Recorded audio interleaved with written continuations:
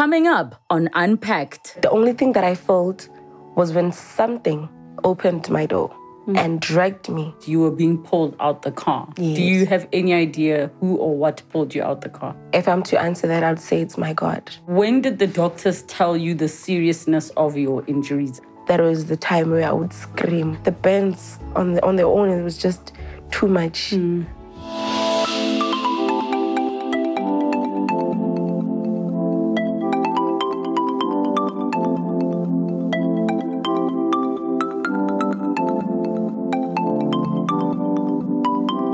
A bus accident where only one survived, and she's here to share her story. Let's unpack. The 28th of January 2018 is a day that Grace Legodi will never forget. After an unfortunate incident that occurred that morning, the 24-year-old from Polokwane never anticipated the series of tumultuous events that would follow. This is her story. Let's unpack. Grace, welcome to the show. Thank you so much for joining us. Thank you for having me. So take us back to that day. What was happening? You were traveling and you were going somewhere. Take us through the day. It was on the 29th of January 2018. I just left home with I'd actually call him my ex-brother-in-law because he's no longer together with my sister. But during the time he was with my sister, he was still involved with my sister. We drove off early in the morning from Where home. were you guys going to? We were going to Lephalale from Seshego. That's where Which I is was in Limpopo. Yes, which is in Limpopo, which is where I was attending my tertiary. I was attending at Lephalale Technical years. It was one of those mornings where, I don't know, everything seemed perfect. Everything was okay. The car was okay. We were both okay. But we were in a hurry to get to where we were going because I was writing my test that morning. Along the way, just after Marken Road, we hit, I don't know what they call it in English, but in my language, the one with thorns. Yes. And the radiator was damaged, the radiator of the car.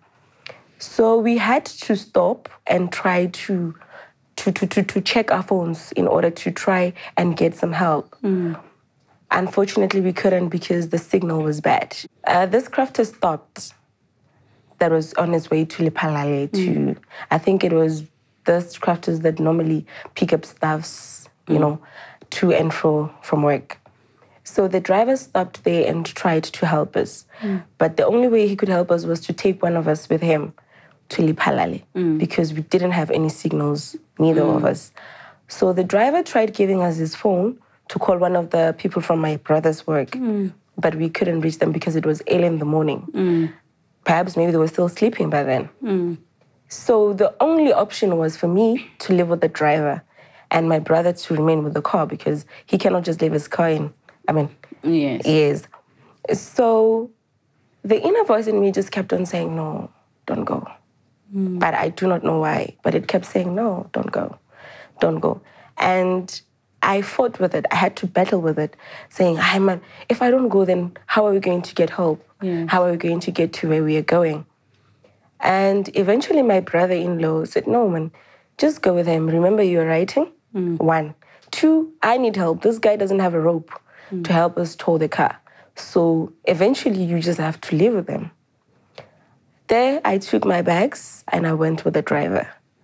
A few minutes away from the first scene, I got involved in another accident. Now, this one was bad. So just tell me about the vehicle you had gotten into. Was it full of people? It had people, but It had people, but I was not sure. I'm not sure how many people were there. Because some were saying 4 at the back. It was a minibus. Yes. Some were saying 4, some were saying there were 3. So I can't tell the number of people. Yes. But what I know is I was sitting in the front with the driver. And I was starting to fall asleep. Because it's because of the fear, the shock that I got from the first accident. It was my first time experiencing the whole thing. So I was starting to get sleepy and he kept on saying, no, don't sleep. We'll eventually get there. Don't worry. You will get help. Your brother will be okay. Just as I moved my car from him, trying to face the road, there was coming. You move your gaze? from him. Yes. Trying to focus on the road. Yes. A quantum hit us. So was it like head-on collision? It was a head-on collision, yes. Yes. And from there, I couldn't see, but I could hear. I couldn't see anything. For some minutes, I couldn't even feel anything. But the only thing that I felt was when something opened my door and dragged me from the car. So as soon as it stopped, I opened my eyes to check where I was. And I was in the middle of nowhere. I was sitting far away from the two vehicles. I could see that they are burning, but I still didn't understand what's happening. And eventually, I could feel that I was bleeding. My lips were swollen. As soon as I reached for them, I came with blood. Immediately, I started to realize, oh no, I've been involved in an accident. And I couldn't stand up.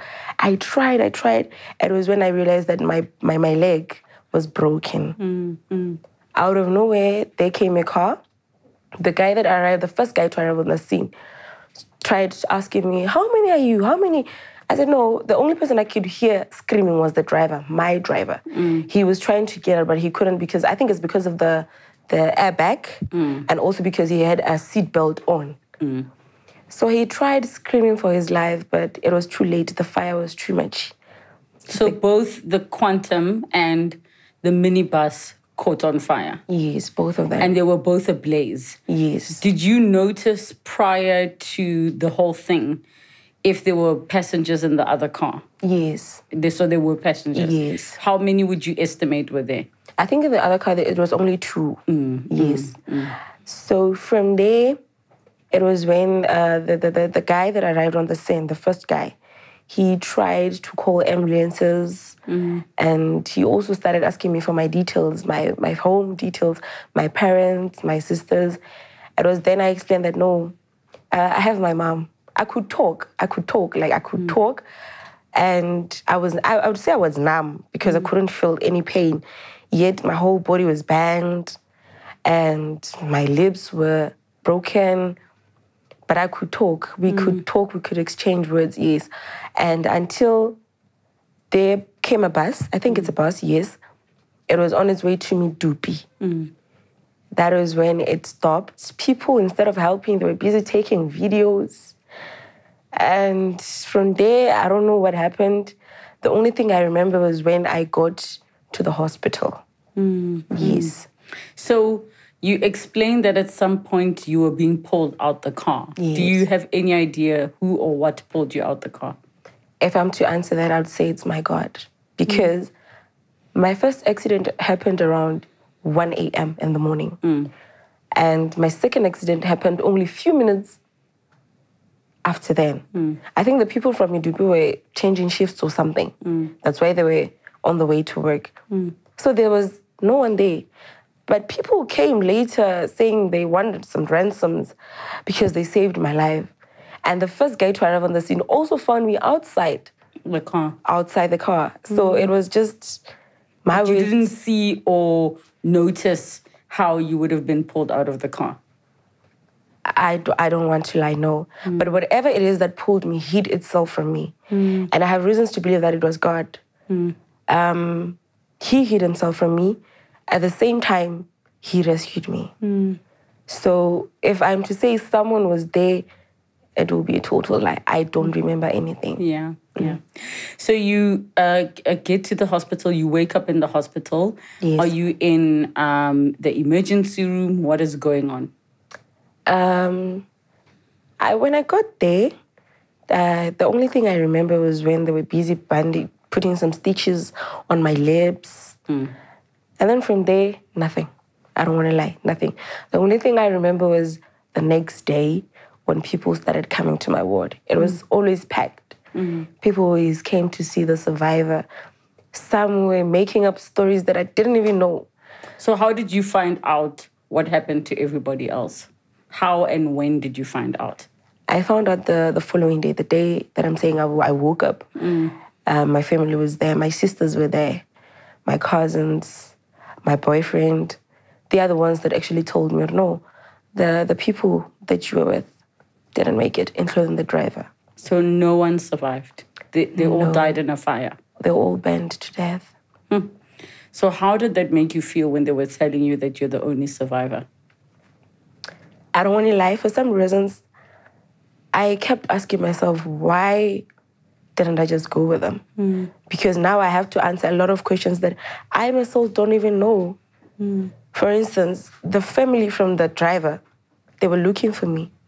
They hunted me down. To say what? I remember there was the other one I bumped into at the taxi rank when I was going back to Polokwane. And people were like, there is the survivor there. I think it was 3 months after my accident. He even started taking me pictures, saying, when I wanyaki you were sorry. And this other nurse was rude. She was Vanda. She kept saying, oh, Msidzana. She said, I was dating the driver. We were coming from wherever we were coming, and the accident just happened. As if I was his mistress. And mind you, I didn't even know the guy. I didn't. So at some point, I was angry. Why did I have to survive? Now I'm busy. I mean, he's my nurse. She's my nurse. I have to face her almost every day. She's rude because she thinks I was someone else's mistress. You understand? At the same time, my family also wanted to know, who is this guy? What happened? But wouldn't they have been told by your brother-in-law that you got a lift? My brother tried, but you know people, they'll always be curious to know. They'll even create their own stories and assumptions. Maybe they know each other. Maybe she called him. How? I don't know. So when did the doctors tell you the seriousness of your injuries and what's happened to your body? I remember the first doctor that came, he came, I think, after 3 days. That was when I was able to identify what's what, to tell who's who and what's happening. Yeah, he's the one that told me that, okay, you've been involved in an accident and you suffered from 1, 2, 3. He named them. Broken femur fracture, you've got burns all over your body, your skull, and your ear is a bit, and also your eye side was infected because of the fire. Yes. And did you suffer any type of like smoke inhalation and things like that? Yeah, not that I can think of, not that I know of, no. So the doctors told you what's happened to you. Were you aware of how serious and how badly you were hurt? The only time I would say I was aware was when they had to dress my wounds. That was the time where I would scream, I would cry, I would fight with the nurses that they would even have to tie me because they couldn't. I was just fighting them and they had to do their job. The pain was too much. Yeah, the pain was, the burns on their own, it was just too much for me, yes. So how long after this whole, the bus accident has happened, you had 2 incidents in one day. Yes. You now are in the hospital. What was the next significant thing that happened? I'd say on the 15th of February, I was transferred to Mokopane for my femur operation. And this was how long after the accident? I'm not sure, but my accident was on the 29th of January. Yes. Then 15th February, I was transferred to Mokopane, Makwelering, yes. And from there, I stayed up until I lost my mom. So talk us through what happened. What happened was, when I got my accident, I remember telling the guy, the first guy, the one that I'm talking about, the one that managed to get contacts for my family. I remember asking him, no, please, whoever that you're going to get on the line, tell them not to tell my mom. Because she was already suffering with ulcer. She was not well. And I've always knew that I was her heart. I don't know, but I always knew that I was her heart, and I just didn't want anything that would delay her healing in anyhow.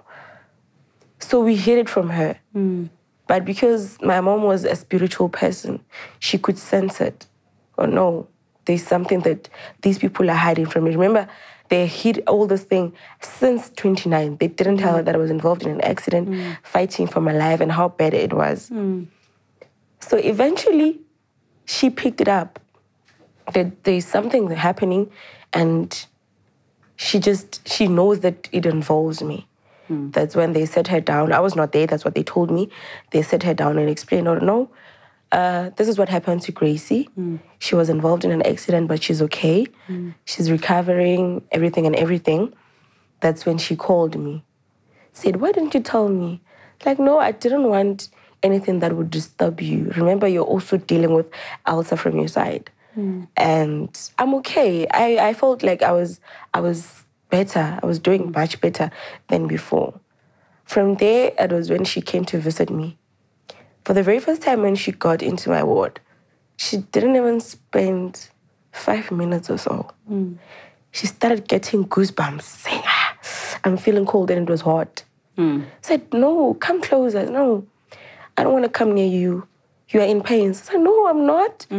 I think maybe her seeing me in that condition, my lips were swollen, stitches on my head, bandages all over my body, my leg on a traction. I think it was the whole thing that scared her and made her want to leave my ward. Because she only came, hugged me, and said, I want to go and stay outside. It's cold in here. And from there, we spoke on the phone, but she was not okay. And I could tell that she's not okay. A few days after, she came back to visit me, which happened to be the last day I saw my mom walking alive. And to my surprise, she actually said her goodbyes, but I couldn't pick it up that this was her saying, I'm going. What was she saying? This is the last time you see me. I'm never going to come back here, and I'll be with you in prayer. If you need me, just know I'm here. So... And you understood that to be her saying what at the time? Were you understanding that she's saying, hey, I can't come back to see you in the state? Yes, that's how I took it. And for some reason, she has always been my strength. And I started asking her, if you can't come back, then who do you expect to come back for me? Because I trust in you. I put so much in you that you are my friend. So if you're not to be here, then who else? I said, no, if you need me, just know I'm with you. And Spirit, I'll be praying with you. And yeah, that's what she said. From there, it was the same week that she passed away. She passed on, I think, on Tuesday. And then on Wednesday, I was going for my operation. I went for my operation. I came back. On Thursday, they came to tell me. Out of nowhere, I just saw pastors barging into my ward. A lot of pastors. So the Tuesday she passed away, you didn't know she had passed away? I didn't know anything. You went for your operation the Wednesday. Thursday, pastors arrived. Yes. And what did they say? They got in, they greeted, and all of a sudden doctors were also coming, and nurses, and I was confused. What's happening? And the other one, she's a family relative. She came closer and started brushing my hair. Said, we love you. And Setronika is my mom. You know how much she loves you. But Tatyamudimi Patarich haven't gained an angel. And for some reasons, I felt like she was saying something else. How? How? Like, how? I just looked at her and looked away. She repeated, can you hear me? I'm saying Mom is no longer here. And I said, okay. Are you done? And they said, okay, pastors, can you please pray? And then they started praying. I couldn't even listen to what they were saying. To me, it was just one big joke. It's like, those people, they're wasting my time. I should be resting. And then when they were done, I was like, am I living with you? Because I have to see my mom. Yeah, she needs to see that I'm done, I'm out of here, I'm coming out of here, and yeah, I'm okay, I've healed. And they looked at me the other one started crying. And then when she was crying, it hit me hard. Oh, so I'm not dreaming. Whatever that she was saying is true. Why is that one crying? And then the other nurse, who happens to be my pastor from Lephalale, but she's working there, she started praying. She came closer and she said, they are not lying to you. Your mom is no more. Immediately, I felt like God betrayed me. I felt betrayed, and I couldn't cry, but I think maybe I was crying inside, but my tears couldn't come out, and I asked to be alone. It's okay, they left, and as soon as they left, I think a few minutes after, I called my doctor. I had my doctor's number. I called my doctor and said, there were people here busy saying my mom passed away. I don't know where they get that from. But what I can tell you is that I need you to come and discharge me. I want to go home. And the doctor was like, no, I'm not the one on duty. I was like, I know you. I want you to come and discharge me, or I'm going to discharge myself and go. My younger sister needs me. If this is true, my younger sister needs me now. And I don't want to lie, the support that I got from my nurses, my doctors, was the best. They were so much supportive. I felt like I was at home. I didn't feel like I was in a hospital. No. They would come check up on me. They would come pray with me until, you remember, this only happened on a Thursday. They told me on a Thursday. But since then, they've been changing shifts. They would come every now and then just to check up on me. Some would just come and say, I heard, let me just pray with you. We would pray, but still, I wanted to go home. I just wanted to be around my younger sister. When did the news become real? Did it only become real when you got home? I'd say yes. It only hit harder when I got there. I found, remember, it's not everyone that knew of my accident. So when I got there, people are there for the funeral.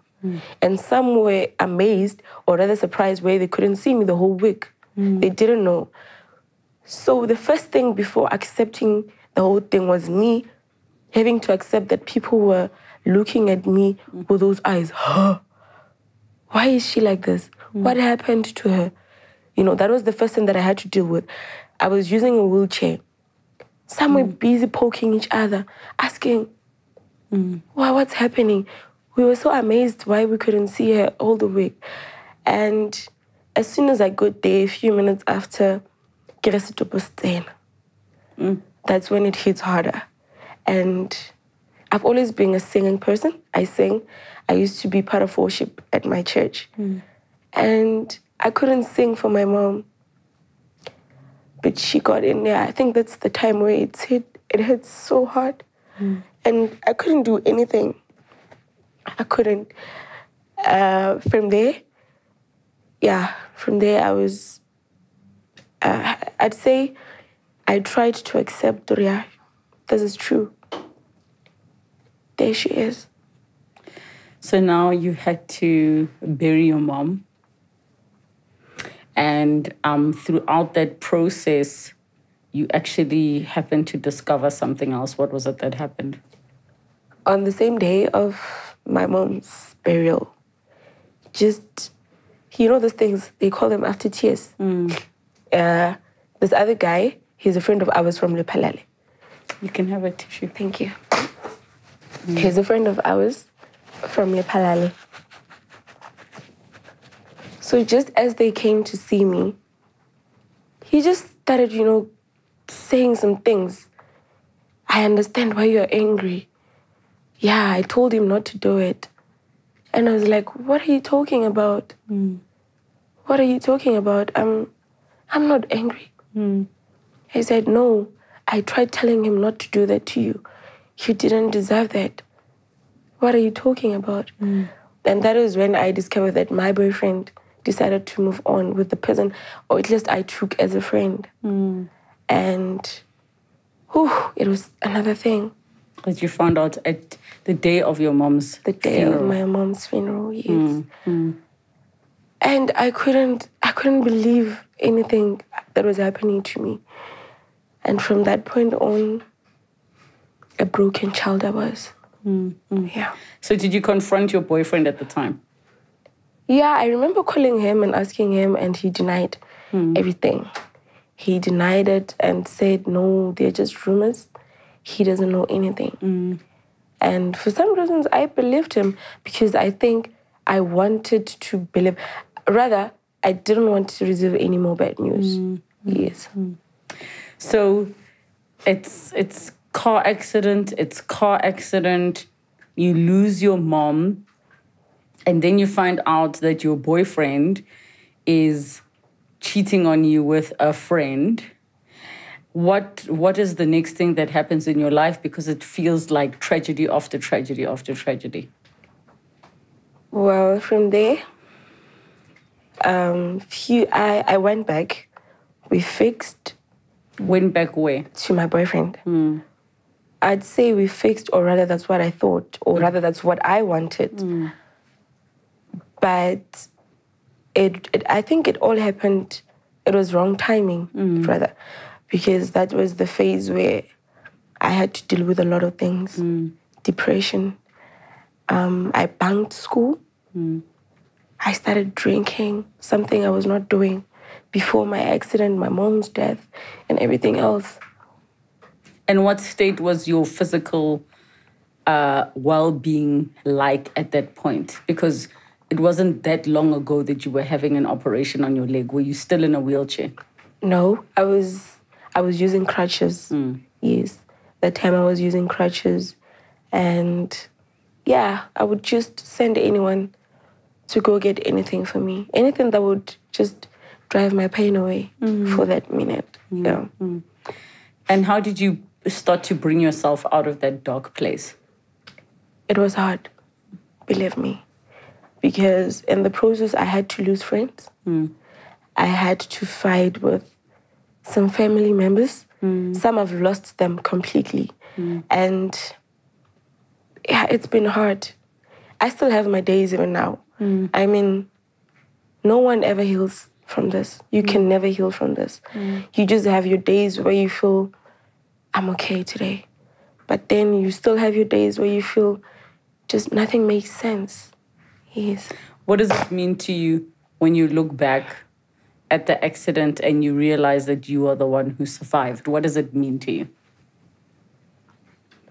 For some reasons, I feel my assignment is not yet complete.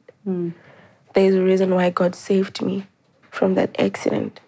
Because after then, I was able to, even when the doctors were saying, you pregnancy, whatnot and whatnot, I got pregnant. I delivered a healthy baby boy. And was this pregnant with your same boyfriend? Yes, it was with the same boyfriend. Yes. And yeah, I think that's the only thing, rather, that came out of the whole thing that I feel was also positive. Yes. So where are you today? Today I was finally, I got an opportunity to come and receive my training as an electrician. So that's what I'm doing in the meantime. Yes. And emotionally, where would you say you are? I have my days. I have my days, and I'm taking it one step at a time, because I think I'm starting to realize why some things happen the way they happen. And I'd say all thanks to some of the people in my life that have made sure that I build my relationship again with God. Because after the whole thing that I went through, it was just me and alcohol, me and dancing all night. There's nothing wrong with alcohol, believe me, if you're drinking it for all the right reasons. But for me, it was not, because I would fight with people.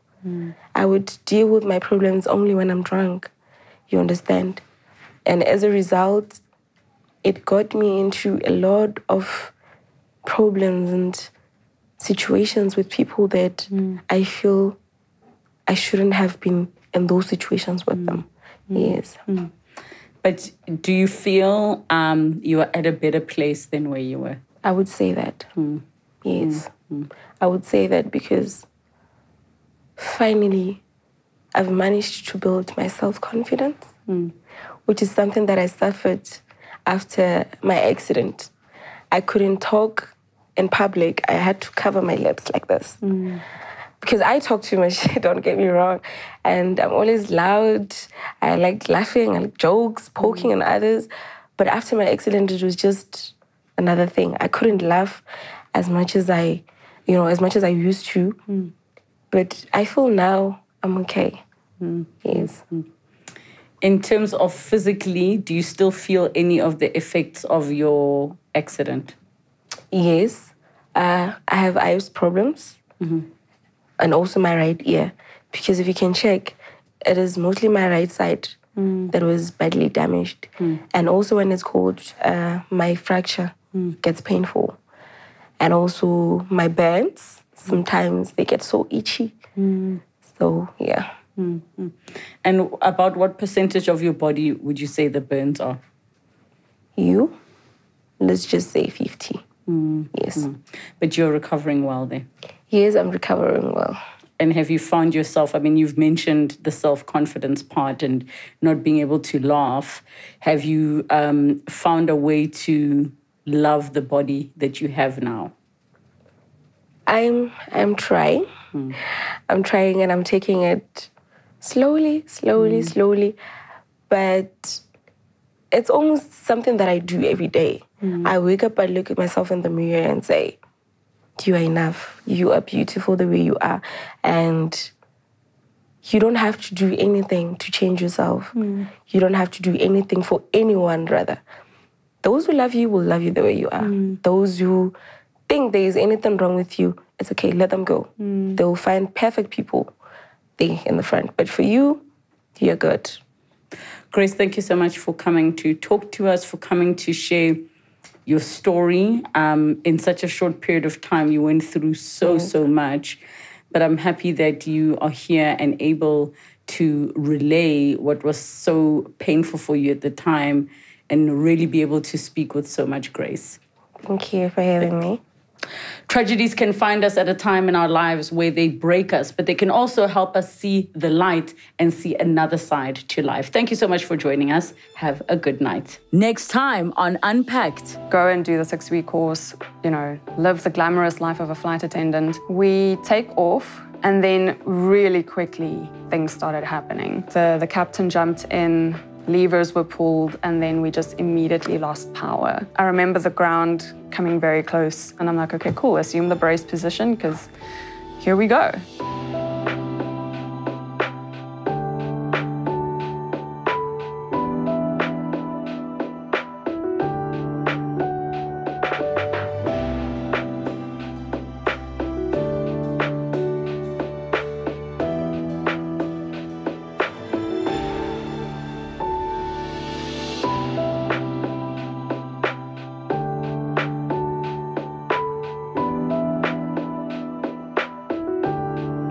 Thank you so much for watching Unpacked with Relebogile Mabotja. Make sure you subscribe to my channel where you can get to watch more episodes. But more importantly, you can be part of our online community. Comment down below, share with us who you'd like to see on the show, what story you'd like us to discuss. We love engaging with you. Keep it coming and don't forget to subscribe.